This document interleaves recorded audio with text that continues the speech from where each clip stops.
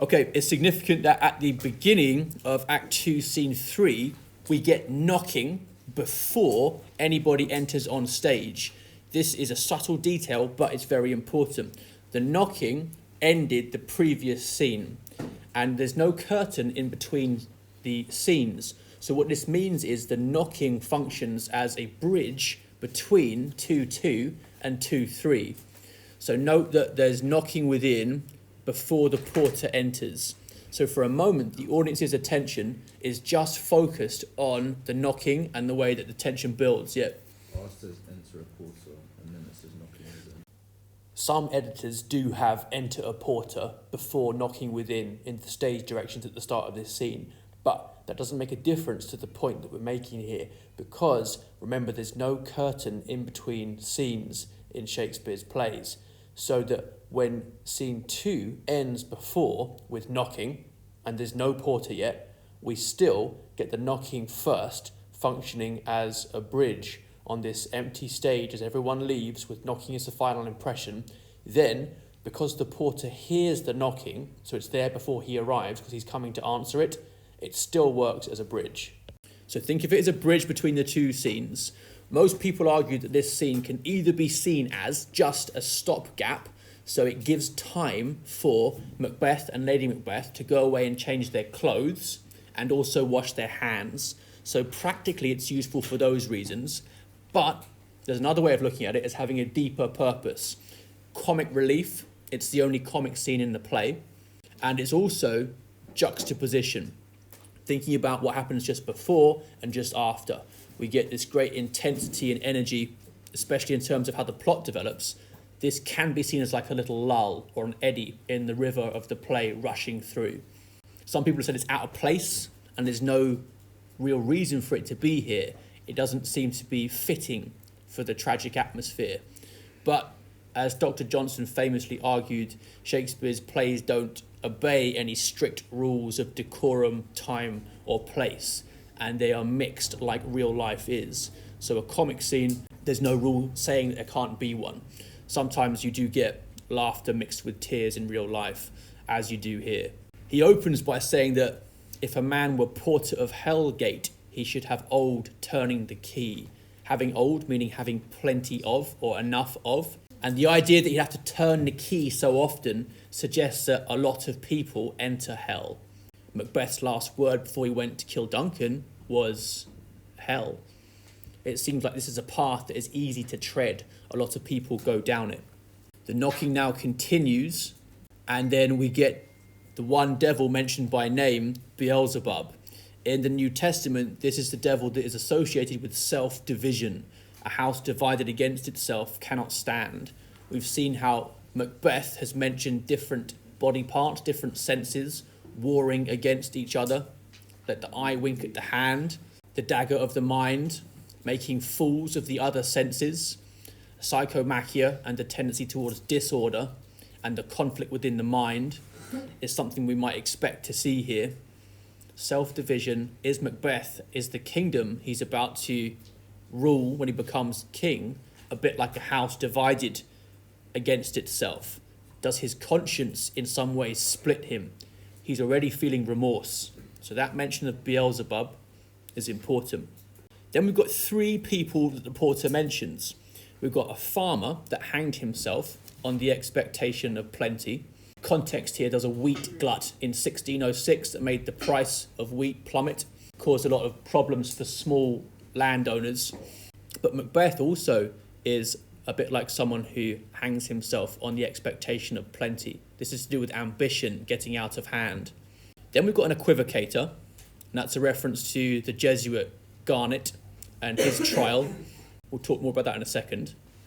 And then a tailor who's on the way to hell for stealing out of a French hose, so stealing French trousers.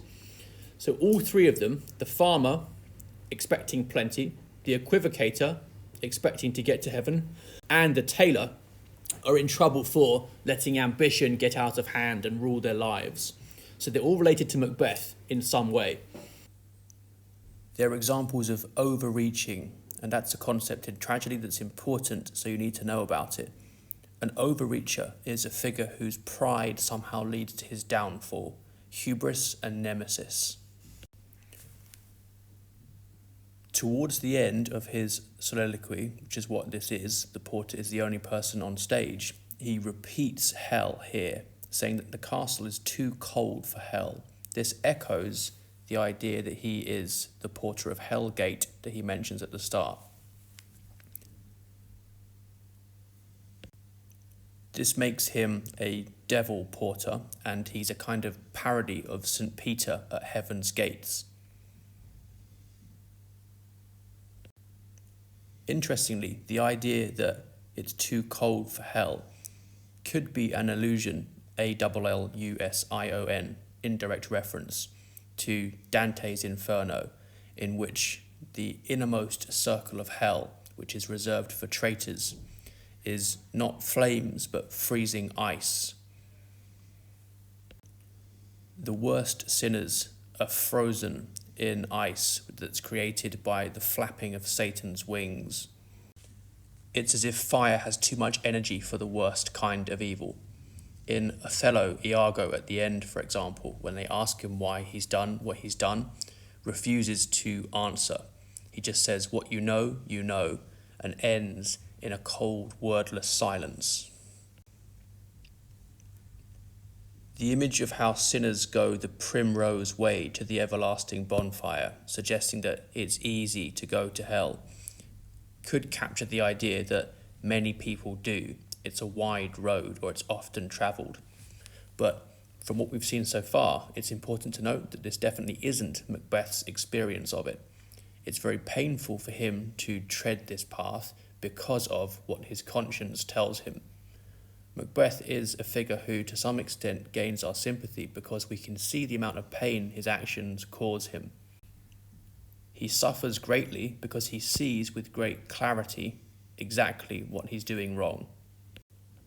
Why he does it, despite this, elicits the two emotional responses in the audience that Aristotle thought were characteristic of tragedy: pity and fear. The context to equivocation here is very important to know about. Henry Garnet, the superior of the English Jesuits, was accused of high treason and participation in the gunpowder plot, and in 1606 was his great show trial. The accusations against him included equivocation, or the act of concealing or remaining silent about certain facts, or of expressing oneself ambiguously. So the Jesuits argued that they were able to speak only part of a sentence out loud and then finish it or add a qualification in their heads so as to mislead the people listening. This is because they might need to lie under oath to preserve their lives or those of other Catholics. The English authorities saw this as lying plain and simple and a sinful attack on language and meaning. The exam board could easily set this scene without including this soliloquy from the porter at the start, but if they were to include it, and I'm not sure they would because it's quite hard, but if they were to include it, then you would need to understand that many of the references in this speech are to Garnet and the idea of equivocation. So the Equivocator is Garnet, and one of his nicknames was Farmer. There are also perhaps references to relics from his execution, because the napkins here are a reference to the handkerchiefs which were used by Catholic spectators at executions to mop up the blood of the martyrs. And the tailor as well, the English tailor mentioned here, is perhaps a reference to a tailor who was examined in November 1606 for having a stalk of grain onto which Garnet's blood was supposed to have miraculously splashed in an image of his face. So what might seem like odd references to begin with are actually allusions to topical political events.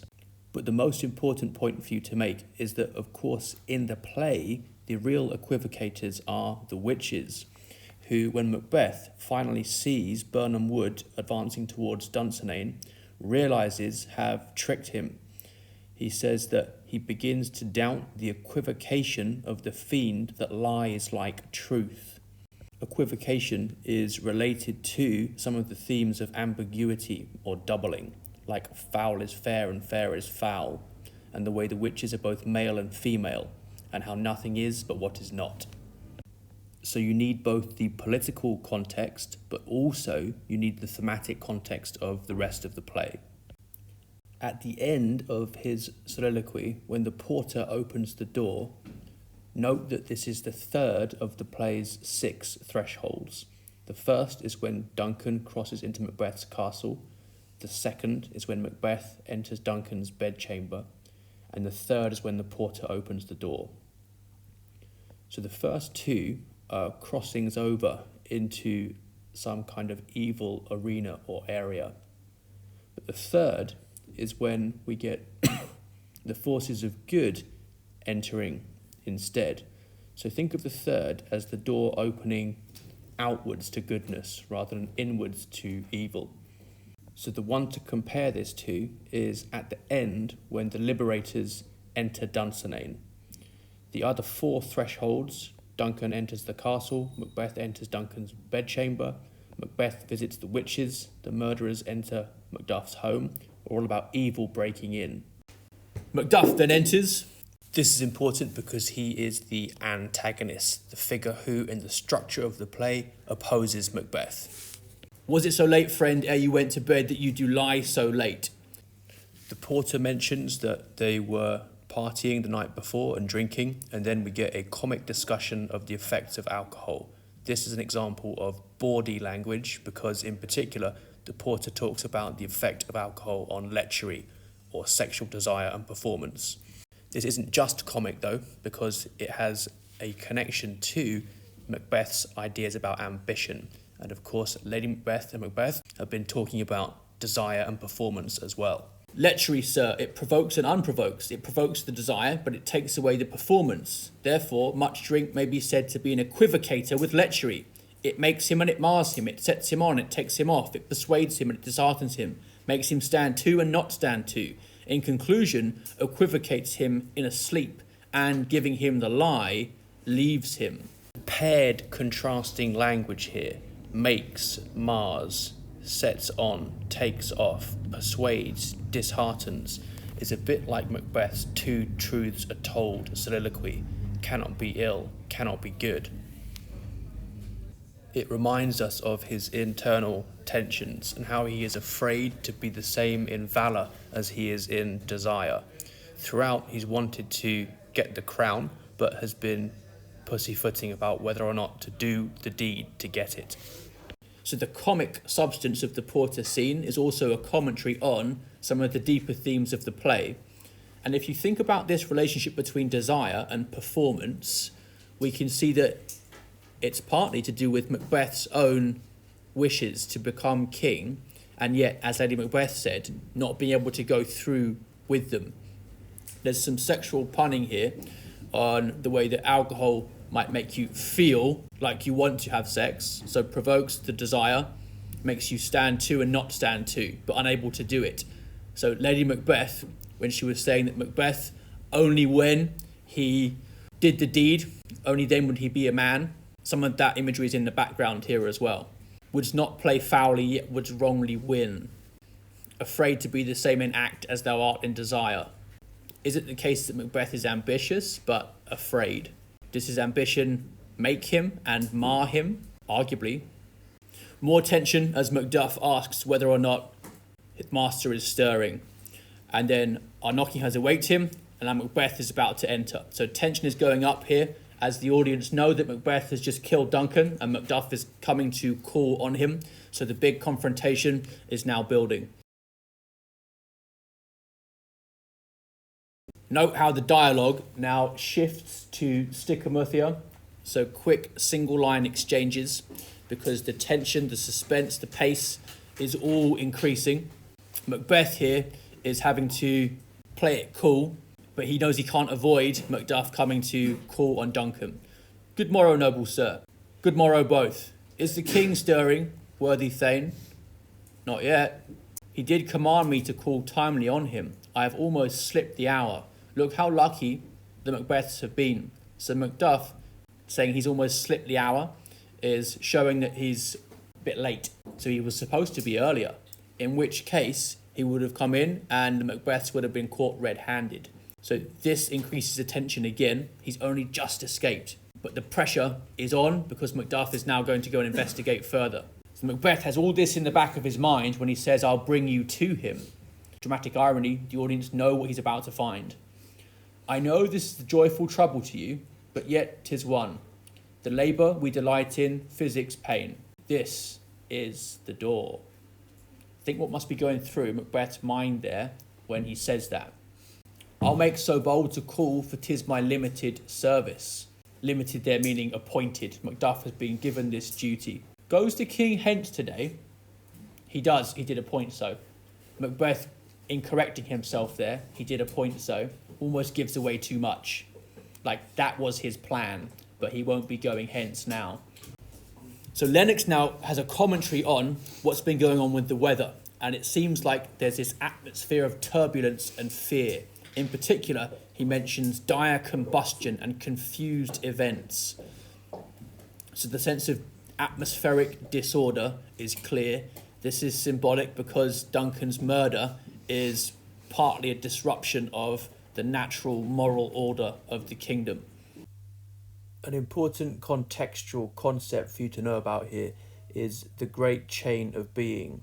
This is a vision of the universe in which everything is part of a hierarchy ordered by God, who is at the apex. So the vision of disorder here, dire combustion and confused events, suggests a disruption that foreshadows a chaos entering the great chain of being, which at the end Macbeth is contemptuous of when he says, let the frame of things disjoint. That image of disjointing refers to the disruption of this order, this hierarchy. Nobody knows yet about the murder though. So the confused events are probably the political turmoil and strife. MacDonald's rebellion, for example, the invasion from the Norwegians. There's a general background that this is what is lurking. Macbeth, in response to Lennox's long speech, just says 'twas a rough night. Almost comic understatement there, especially given his comments earlier about how now he has murdered sleep. Is it because he's numb with guilt? He really feels it, but he just can't really express himself. That's one way an actor could perform it. The other way is just being so blunt and so evasive that he wants to change the topic quickly. Lennox can't remember any night that is parallel to it. And now, in the middle of this small talk, Macduff bursts in. So we've gone from small talk about the weather, basically, to Macduff bursting in, oh horror, horror, horror. Tongue nor heart cannot conceive nor name thee. Macbeth and Lennox together, what's the matter? Macbeth knows. Confusion now hath made his masterpiece. Most sacrilegious murder hath broke ope the Lord's anointed temple, and stole thence the life of the building. So the image of Duncan's body as the Lord's anointed temple is important here because it conveys some important ideas about kingship. In the Old Testament, David refuses to lay hands on Saul because he is the Lord's anointed. And in the New Testament, St. Paul describes the human body as a temple. Ye are the temple of the living God. So the idea that this bloody body of Duncan is the Lord's anointed temple conveys some important ideas about the king being God's representative on earth. This is an echo of the biblical language that Macduff uses when he says, tongue nor heart cannot conceive nor name thee, which is an allusion to St. Paul's description of what God has prepared for those who love him in heaven. No eye has seen, no ear has heard, and no mind has conceived what heaven is. So Macduff's sense of the impact of the murder is conveyed to us in explicitly Christian religious terminology. Now Macbeth has to try and get through this somehow without being spotted. What is you say? The life? So he's pretending not to know. What is it you say? The life? He's dead? What? Really? And Lennox is almost in disbelief.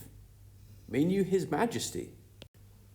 Before we continue with our analysis of the scene, it will be worthwhile just noting down a few points about kingship from Paul Siegel's helpful book, Shakespearean Tragedy and the Elizabethan Compromise. This will help us better understand why the murder of Duncan is so cosmically important, and also why Macbeth as a tyrant is contrasted to him. Society in the Christian humanist worldview is then an integrated hierarchy which is constantly threatened by chaotic disintegration, as indeed is the entire universal order. So this image of a hierarchy that is threatened by chaotic disintegration gives us a nice starting point for a tragic plot. You start with order and then you tend towards disorder. So thinking about the king as the apex or the symbol of order is an important starting point. So right at the top, we've got Duncan as the prince, who is the apex of social order. Macbeth, in killing him, has instigated this decline towards disorder. So for the humanist theorists about kingship, about the king was cast a halo of divinity. Duncan is described as a most sainted king, and Macbeth, in Act 1, Scene 7, when he thinks about killing him, is worried that his virtues will plead trumpet-tongued against the deep damnation of his taking off. So he knows that Duncan has been a very good king, a saintly one. So that halo of divinity around Duncan is something that's in the back of his mind that makes the gravity of his crime even worse. King was seen as God's vice-regent on earth, so it's not quite the same thing as a divine right of kings, where the king can do whatever he wants. But he is God's representative. So Macbeth, in killing Duncan, has also in some way rebelled against God. That's why at the end of the play, he says that he has given his eternal jewel to the common enemy of man, meaning the devil. So the way in which the king rules over the ordered society is part of the whole order of the universe or cosmos. Everything has its place. There's a universal pattern, a universal order.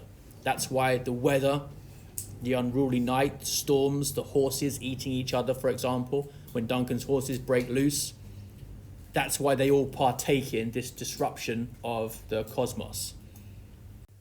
An important concept to look up here is the great chain of being, which is an image of the universe in which everything has its ordered place. And what Macbeth does through his crime is disrupt that chain. Things are supposed to obey their own degrees, i.e. the hierarchy, the order of importance. Macbeth at the banquet scene, when everyone in Scotland who's important is invited, says, sit down, you know your own degrees. You know your own degrees. You know where you fit in the great scheme of things. You know what your ranks are. So that banquet scene is supposed to be about order. But Banquo's ghost introduces, at that apex of order, disorder into it. So Macbeth partly upsets the degrees, upsets the hierarchy of things. The witches at the start, fair is foul and foul is fair, also introduce the idea of degrees being confused or inverted. Remember how they answered the calls of their familiars. I come, Grey Malkin, Paddock calls, which is the opposite of what we would expect. Note that the antithesis of the prince is the tyrant, which of course is what Macbeth is later described as being. He's explicitly called a tyrant. And importantly, the tyrant, not only can he not rule others, but he's seen as being unable to rule himself. So Macbeth, for example, says that my mind is full of scorpions. It's as if the civil war that begins the play ultimately ends up with a revolt in Macbeth's own heart, mind, soul. Macbeth is like a kingdom divided against itself. So the tyrant can't rule other people and can't rule himself either. In revolting against the moral order, he comes to resemble Lucifer. So think at the end, for example, when Macbeth is calling for his armour bearer, Satan, Seyton, Some critics argue that there's an oral pun there, A-U-R-A-L, on Satan, S-A-T-A-N. So it's as if Macbeth has given himself over to the demonic. An important quotation in support of this idea is Macbeth's admission that for mine own good all causes shall give way. This is a self-centered vision of the cosmos, of the universal order or hierarchy. It's the famous non serviam, I will not serve, of Satan. The tyrant is also seen as being driven by ambition. And we know that Macbeth says that he has no spur to prick the sides of his intent but vaulting ambition. He turns good order into high tyranny and severs all ties which might unite men against him. Macbeth even speaks of severing the tie to his own conscience. Cancel that great bond which keeps me pale, he says. He doesn't want to feel normal human responses anymore. So when Macduff talks about the Lord's anointed temple, all these ideas about kings and tyrants are there in the background. Why does he mention the Gorgon? Why does he use the image of the Gorgon, Medusa's head? Approach the chamber and destroy your sight with a new Gorgon.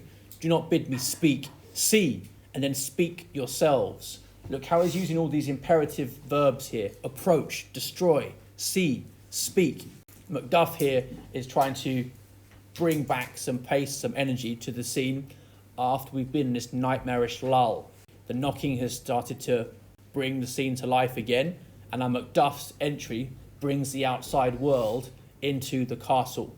But the Gorgon would make perhaps Macduff as Perseus, whose name means destroyer, because at the end, of course, Macduff is the one who decapitates Macbeth, just as Macbeth did Macdonald at the start, and as Perseus does Medusa. So think about the Gorgon reference in terms of that network of decapitations. Further imperatives continue after Macbeth and Lennox leave, so they now go off stage to go and investigate the chamber. Macduff then starts to wake everybody else up. We've had approach, destroy, see, speak. Now we have awake, ring, awake again, shake off, look, up, see, rise up, walk, ring the bell. So Macduff has been let in by the porter. That's one of the big thresholds in the play, remember. We have, first of all, Duncan entering Macbeth's castle. Then we had Macbeth entering Duncan's bedchamber, threshold 2. Now we've had the third threshold as the porter opens the door. So the first were about entering into an evil atmosphere. Duncan enters the castle. And then we've got Macbeth enters, bringing evil into Duncan's bedchamber. But Macduff now, third threshold, coming in the door that the porter has opened, is bringing in an opposed force. He is the antagonist against Macbeth. So he's now bringing life, energy back into this environment that's been deathly still and eerily quiet. Is this play basically just a series of points of no returns? You can definitely argue that there are points of no return in the play. However, the big question looming over Macbeth in particular is he could return, he could ask for forgiveness, but he doesn't. So when he says, I am in blood stepped so far that returning were as tedious as go it's crucial that he says tedious. It would take too long. He doesn't say it's impossible to return. He just doesn't want to. It's too tiresome. But at the same time, he can't, sort of chaos theory, the world's trending towards destruction and madness. He can't bring Duncan back to life.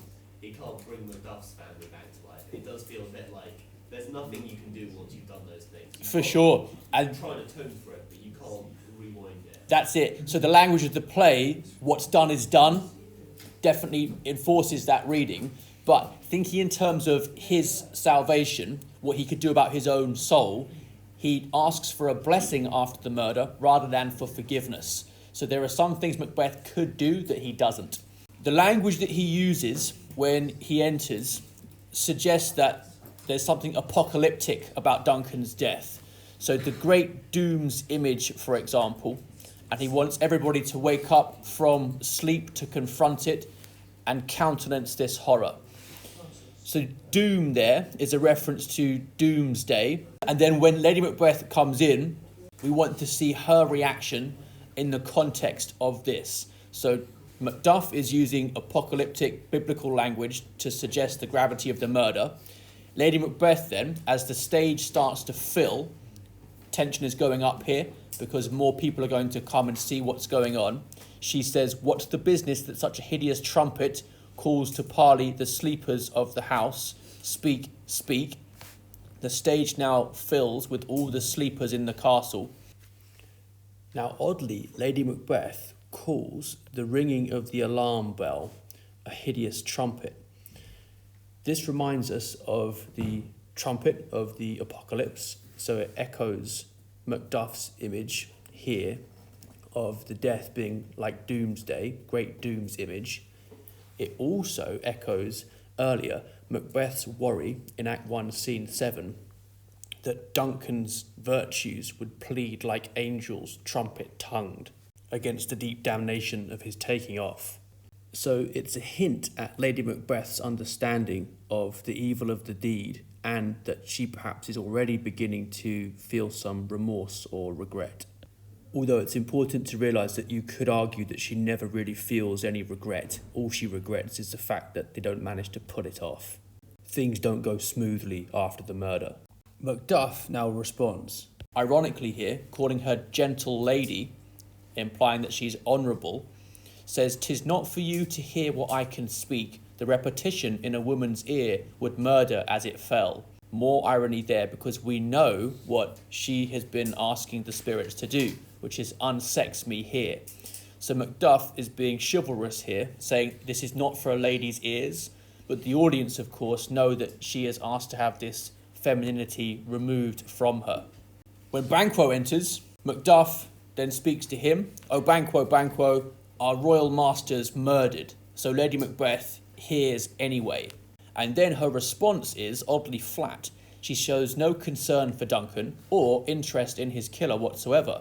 Instead, it's quite callous because she just says, "Woe, alas, what? In our house?" As if that is the first thing you would mention. Perhaps she says too much here. Perhaps knowing what we know, we can see that she's coming close to revealing her guilt there. Too cruel anywhere. Banquo's immediate reply perhaps shows that he thinks her response has been a bit odd. What, so you're saying that had it not been in your house, it would have been okay? Is that your primary concern, that it happened in your house? Dear Duff, I prithee, contradict thyself. He doesn't want it to be true, but sadly it is. And now Macbeth, having just been to the scene of the murder, re-enters with Lennox and Ross. Macbeth now has to put on a show, but as A.C. Bradley astutely pointed out, in deceiving them, he is also uttering at the same time his profoundest feelings. It's a very important point to understand. So, on the one hand, he's trying to look very sad to everybody. But we also know that he immediately regretted it. "Wake, Duncan, with thy knocking, I would thou couldst." So he feels remorse, he feels regret. So it's both deception and also his profoundest feelings. So it's a show for everybody listening.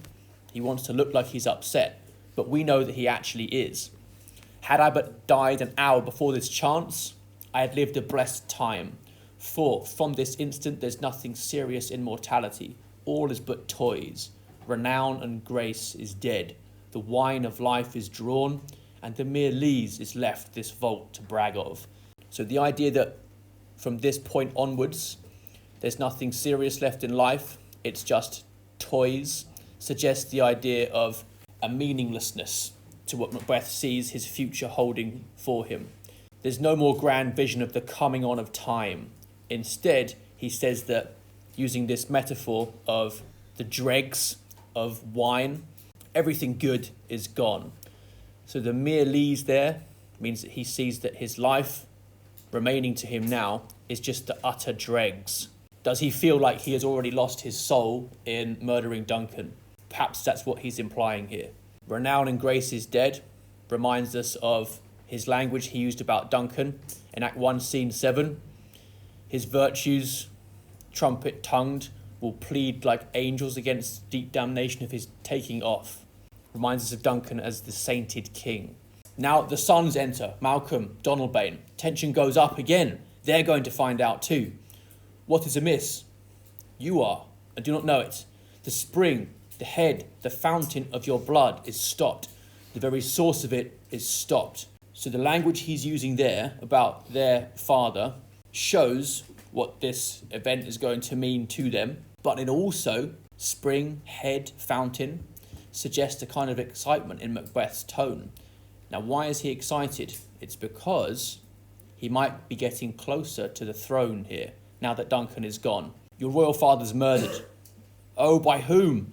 Those of his chamber, as it seemed, had done it. Their hands and faces were embadged with blood. So were their daggers, which unwiped we found upon their pillows. Remember that we've seen the daggers, which Macbeth made the mistake of carrying from the scene, were taken back by Lady Macbeth, and the grooms were smeared with them to frame them. So it seems to have worked so far. Everything seems to be going according to plan. Macbeth, though, now throws a bit of a spanner into the works. Oh, yet I do repent me of my fury that I did kill them. So he's already killed the grooms before anybody's had the chance to question and examine them.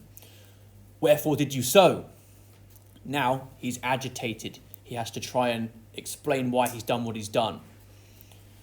Who can be wise, amazed, temperate and furious, loyal and neutral in a moment? No man.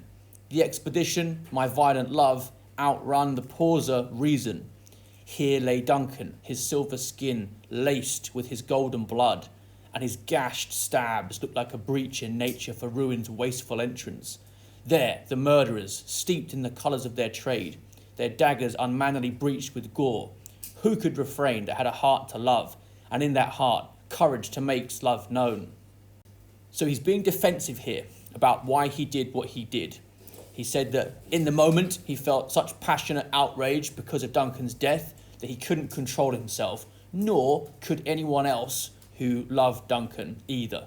And the meter here, so Shakespeare's changing the iambic pentameter a bit, reveals Macbeth's emotionally agitated state of mind.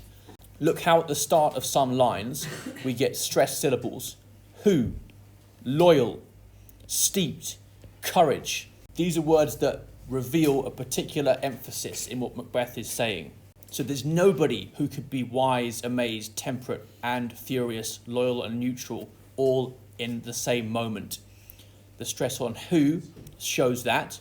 You might also comment on the idea that Macbeth here, no man. The stress on no would stop the actor from saying it as no man, no man. The medial caesura, after outrun the pauser, reason, gives us the impression of Macbeth stopping to gather his thoughts, and then very dramatically he sets the scene, doesn't he? Here lay Duncan, so framing it for us, here lay Duncan, there, the murderers.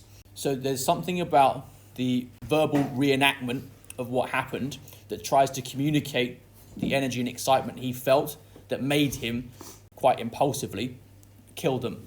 Lady Macbeth, listening to this, must be thinking, we hadn't planned for this to happen. He's deviated from what we agreed.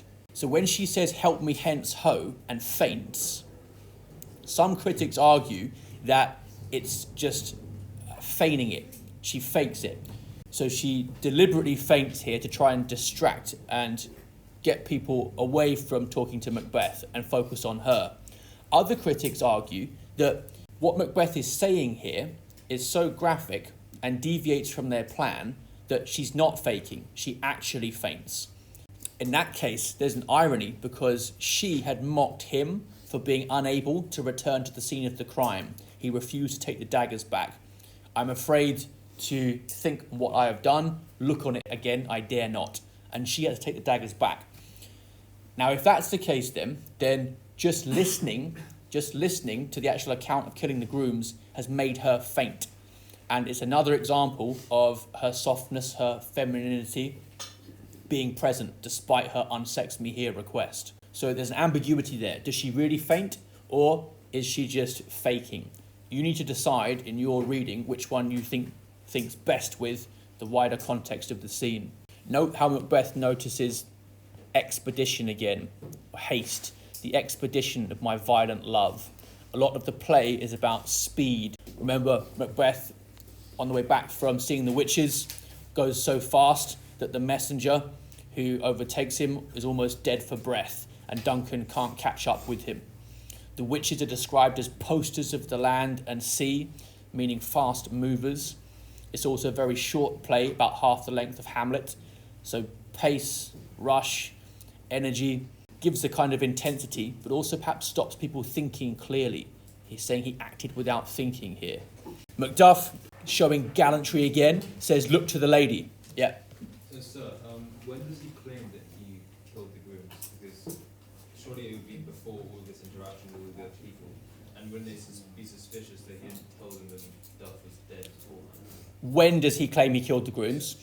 So just above this speech, he says, I do repent me of my fury that I did kill them. So as soon as the grooms are mentioned by Lennox, who says those of his chamber did seem to have done it because they were smeared with blood and had the daggers there, so it looks like it was them. Macbeth then straight away says, oh, damn, I wish I hadn't killed them now. We could have got them. We could have questioned them. But then wouldn't that have implied that Macbeth was at the scene before everyone else found out?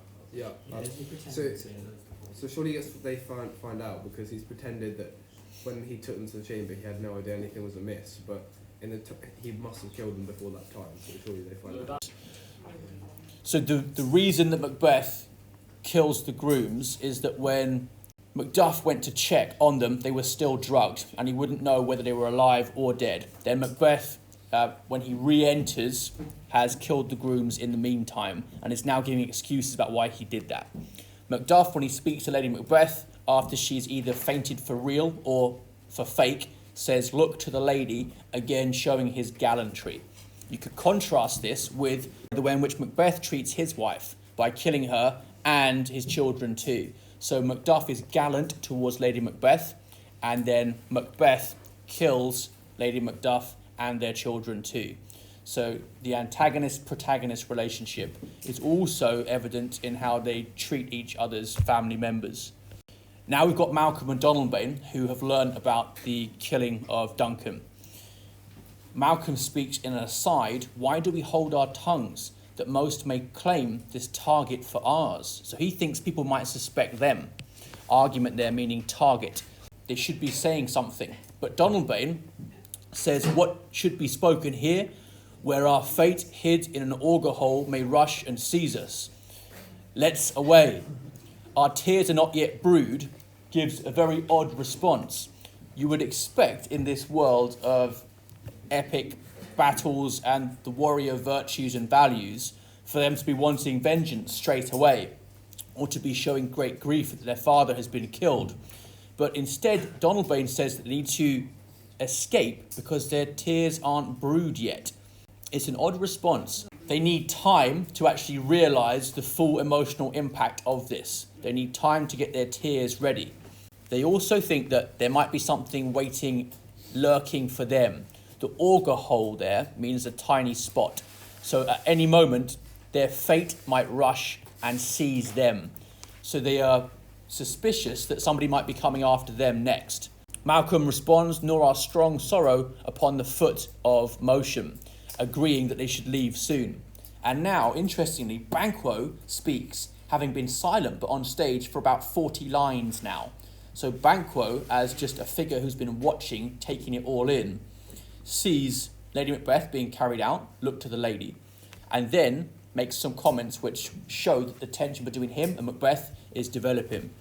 And when we have our naked frailties hid, meaning bodies there, that suffer in exposure, none of them properly dressed yet, let us meet and question this most bloody piece of work, to know it further. So he wants to investigate, he wants to find out what's gone on.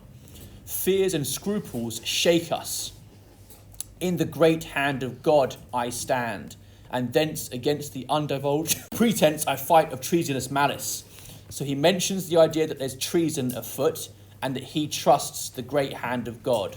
This contrasts him in Macbeth, who increasingly comes to trust in not the great hand of God, but his own bloody hand. So Macbeth and Banquo are being contrasted. Banquo trusts in God. Remember, he prayed to resist the tempting thoughts of the witches as he was falling asleep, whereas Macbeth wanted to know more. So the two of them are becoming more and more different. Think of Banquo structurally as being like a foil to Macbeth. Foil, a foil. Just as, for example, Lady Macduff is a foil to Lady Macbeth. So a character who contrasts with another one. Macduff agrees, and so do I, all. So all. Macbeth, though, is a little bit late. Perhaps he's been distracted, worried about what Banquo has been saying. So after everyone has agreed, he then says, let's put on manly readiness and meet in the hall together. Is his call for manly readiness here recalling Lady Macbeth's insults about his lack of manliness? You do unbend your noble strength to think so brain-sickly of things. When you durst do it, then you were so much more the man. She shamed him earlier, and now perhaps he is trying to act in the way that she wanted him to. Everybody agrees, well contented, and then they all exit, leaving the two sons alone on stage together. What will you do? Let's not consort with them. To show an unfelt sorrow is an office, meaning task, which the false man does easy. False there meaning treacherous. Isle to England, to Ireland I, our separated fortune shall keep us both the safer. Where we are, there's daggers in men's smiles. Remember, look like the innocent flower, but be the serpent under it. The idea of daggers being in smiles touches on the theme of appearance versus reality in the play. And what they suspect is that someone near to them in kinship, near in blood, is responsible for this. So someone close to the throne poses a great danger to them. That's why they need to leave, because it could be them next. They're making Macbeth's accession to the throne much easier, because they are the only two now who could really have stood in his way, and they're both gone. So the full momentum of this scene is that it's clearing Macbeth's path to the throne now. This murderous shaft that's shot hath not yet lighted, and our safest way is to avoid the aim. Therefore, to horse. And let us not be dainty of leave-taking, i.e. let's not say our goodbyes, let's just get going straight away. But shift away. There's warrant in that theft which steals itself, where there's no mercy left. Macbeth now has a clear path to the throne, and that's where we head in the next scenes. To fully appreciate the way in which the fleeing of Malcolm and Donalbain develops the plot, it's worthwhile noting the conversation in the next scene outside Macbeth's castle between Ross and Macduff. In the aftermath of the murder, Ross says, "Is it known who did this more than bloody deed?" And then Macduff says, "Those that Macbeth had slain," meaning the grooms. Alas, the day, what good could they pretend? They were suborned. Now this means bribed. So the motive for the grooms to kill Duncan was a bribe, and the idea is that it was Malcolm and Donalbain who bribed them. Malcolm and Donalbain, the king's two sons, are stolen away and fled, which puts upon them suspicion of the deed. Gainst nature still, thriftless ambition that will raven up thine own life's means, then 'tis most like the sovereignty will fall upon Macbeth. Thriftless here meaning unprofitable. So the idea is that the sons were so keen to get the crown that they devoured or consumed their own father's life, which theirs depends on. Then 'tis most like the sovereignty will fall upon Macbeth reminds us that now obstacles to the crown are out of his way, and in fact he is already named king and gone to be invested. Perhaps the most important moment for you to understand well and be able to use from this scene and essays is Macbeth's description of Duncan's body. It's a contrast between the sacred and its destruction, and although Macbeth here is putting on a show for everybody listening, it also, as A.C. Bradley argued, reveals his deepest feelings, his awareness of what it is that he has destroyed. And remember that even before the murder, he knew that Duncan He knew that Duncan's virtues would plead trumpet-tongued like angels at the deep damnation of his taking off. So the image of his silver skin laced with golden blood is contrasted to the gashed stabs and the breach in nature for ruin's wasteful entrance. Now, tragedy generally is about ruin's wasteful entrance, so this is a symbolic moment where disorder enters the state with the king's death. We're also thinking about strange as being one of the key words for the witches, say from whence you owe this strange intelligence, from the beginning of the play. And strange means from elsewhere, somewhere supernatural or outside nature. So what enters in the breach in nature is perhaps this supernatural evil that Macbeth succumbs to. The reference to gold is also very important in the symbolic framework of the play, because Edward the Confessor, the King of England that they go to for help to try and dethrone the tyrant Macbeth, hangs a golden stamp around the neck of the diseased people to cure them. This is a reference to the practice of English and French monarchs of healing their sick subjects of a tuberculosis infection of the lymph nodes by placing the gold angel on a ribbon around the neck of the sick and saying prayers. Now, this reinforced the idea of the monarch as a divinely appointed agent of God. Remember the points we made earlier about Elizabethan ideas about kings. The Lord's anointed is what Duncan is called. The golden blood and the golden stamp are a counterpoint to the demonic, destructive, disordered energy that Macbeth as a tyrant introduces. Banquo then summarises the polarities of the scene well when he thinks of treasonous malice versus the great hand of God.